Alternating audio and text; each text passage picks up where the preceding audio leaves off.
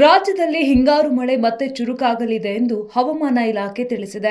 ಮುಂದಿನ 2 ದಿನಗಳಲ್ಲಿ ಕರಾವಳಿ ಮತ್ತು ದಕ್ಷಿಣ ಒಳನಾಡು ಜಿಲ್ಲೆಗಳಲ್ಲಿ ಗುಡುಗು ಸಹಿತ ಮಳೆಯಾಗುವ ಸಾಧ್ಯತೆ ಇದೆ.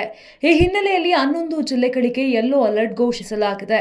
ಇಂದು ಕರಾವಳಿ ಭಾಗಗಳಲ್ಲಿ ಹಗುರದಿಂದ ಸಾಧಾರಣ ಮಳೆಯಾಗುವ ನಿರೀಕ್ಷೆ ಇದ್ದು, ಉತ್ತರ ಒಳನಾಡಿನ ಬೆಳಗಾವಿ, ಧಾರವಾಡ, ಗದಗ ಮತ್ತು ಹಾವೇರಿ ಜಿಲ್ಲೆಗಳಲ್ಲಿ ಸಹ ಹಗುರ ಮಳೆ ಹಾಗೂ ಗುಡುಗು ಸಾಧ್ಯತೆ ಇದೆ.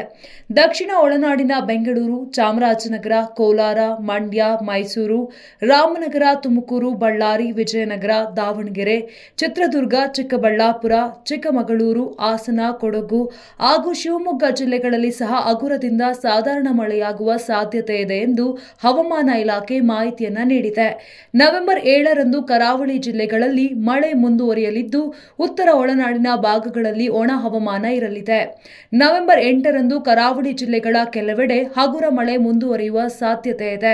ಆದರೆ ಉತ್ತರ ಒಳನಾಡಿನ ಜಿಲ್ಲೆಗಳಲ್ಲಿ ಒಣ ಹವಾಮಾನ ಮುಂದುವರಿಯಲಿದೆ.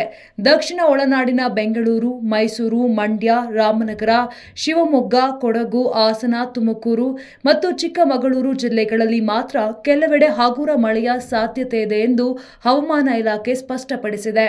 ನವೆಂಬರ್ 9ರಂದು ದಕ್ಷಿಣ ಕನ್ನಡ ಮತ್ತು ಉಡುಪಿ ಜಿಲ್ಲೆಗಳಲ್ಲಿ 1 ಅಥವಾ 2 ಕಡೆಗಳಲ್ಲಿ ಮಳೆಯಾಗುವ ಸಾಧ್ಯತೆ ಇದೆ.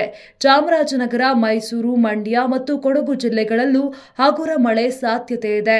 ನವೆಂಬರ್ 10 ಮತ್ತು 11ರಂದು ರಾಜ್ಯದ ಬಹುತೇಕ ಭಾಗಗಳಲ್ಲಿ ಒಣ ಹವಾಮಾನ ಮುಂದುವರಿಯಲಿದೆ.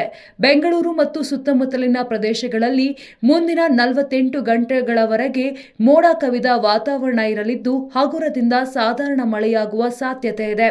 ಗರಿಷ್ಠ ತಾಪಮಾನ 28 ಡಿಗ್ರಿ ಸೆಲ್ಸಿಯಸ್ ಮತ್ತು ಕನಿಷ್ಠ 20 ಡಿಗ್ರಿ ಸೆಲ್ಸಿಯಸ್ ಇರಲಿದೆ.